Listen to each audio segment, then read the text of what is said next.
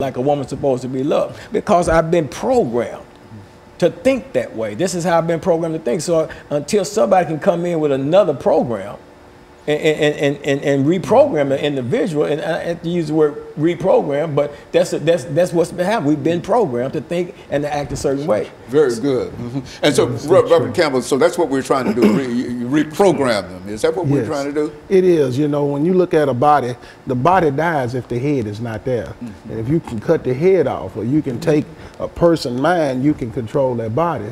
And changing their mindset, teaching them information of knowing, like Pastor Walker was saying, what they in and why they're doing what they're doing, because they have fell into the system that was already built to make them fall into. It helps them. When you get information, it says our people perish for lack of knowledge, and that's what happened. They're perishing because they don't understand. They just don't understand, and it's our job to help them understand, and then to empower them how to come up out of what they've been in. For instance, all of us have been in that lifestyle like them. Who better to empower you than somebody that already been there? We can tell you God first. That's the main thing. We couldn't have never made it without him. But not only that, your own determination to say, I want better, I can do better. The mindset of the little train that thought he could, he said, I think I can, I think I can. They have to keep on going at it, because life will continue to press you down, but you have to have a mindset of saying, I never give up, I won't quit, because there is better for me. Brother Williams. Yeah, I definitely agree with everything they're saying. It's very good. And what I see, Dr. Haney, is a lack of education. It's been the root of the problem ever since slavery. They didn't allow them to read, and the Bible was a main thing that they kept from them. And they found that, you know, understanding, if we can keep them from a knowledge of who they are, then we can give them who we think they are, you know, and they'll adapt to that.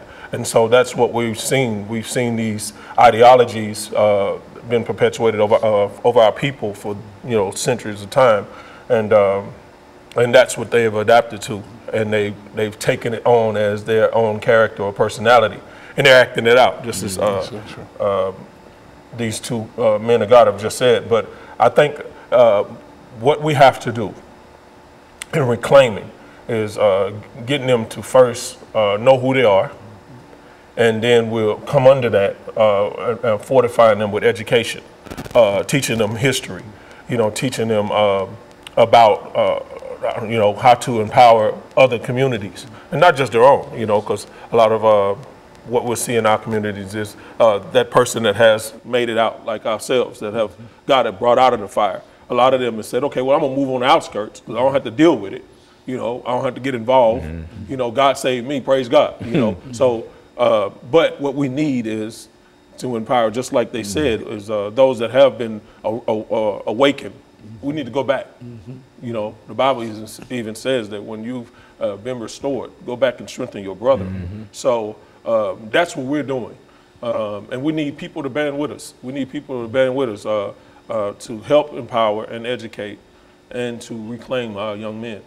Reverend, what kind of support do you think you're finding among the general population for what you're doing? Well, what we see is a lot of candle burnings, and that's about it. In a lot of situations, you see a lot of candle burnings when what we need is people to be more interactive. When we talk about interactive ministry, we're not talking about going out getting some young men to come to church so they can hear us preach. That's right. And we're not talking about that. We're talking about interactive ministry. And to minister means to serve. You know, we got to find out what their needs are and then help serve them in a way where we can help meet those needs. And then if those needs are something that's really negative, then we got to show them a way to get around it, and that's when the empowerment part comes in. But you know, it's gonna take community involvement. It's gonna take families involvement. It's gonna take the mother that's raising these children to take a firm stand, you know, and get the information, seek the information, and understand if I got a weakness in an area, go find it, find the strength so I can be strengthened in the area, because my children, and especially my sons' lives are at stake if I don't do that. And then we got to tell the fathers that if you impregnate this girl, then you impregnate her. You can't run off and not take care of the child and then complain when she takes you to do child support. You know what I'm saying? There's got to be a system of support, and it's got to come from all areas, and it's got to come from the church. It's got to come from the school. It's got to come from our being involved in the school. We have to show up in the schools to see what our children are going through in the school system, because they're being mistreated there as well. You know, it's no secret about that. That's right. The school to prison pipeline, man, it's a deadly thing. It's definitely real, and our people are suffering from it. And and people say, you talk about the knowledge part, Pastor Bishop, and it's our people perish for a lack of knowledge, but we were taught what you don't know won't hurt you, but what you don't know is destroying us. Yes. So the power comes in when we tell somebody, like Mr. Williams said, who they are, then that gives them power to move forward into the greater things in life that God has designed and purpose for us to do. Because for many years of our lives, I'm sure, I know I did, I didn't know who I was. Dr. Campbell, the last statements here. It's so true of coming together. That's the biggest thing. And then for organizations, some organizations don't know that is in the trenches trying to help. They don't have the information because others keep information from them.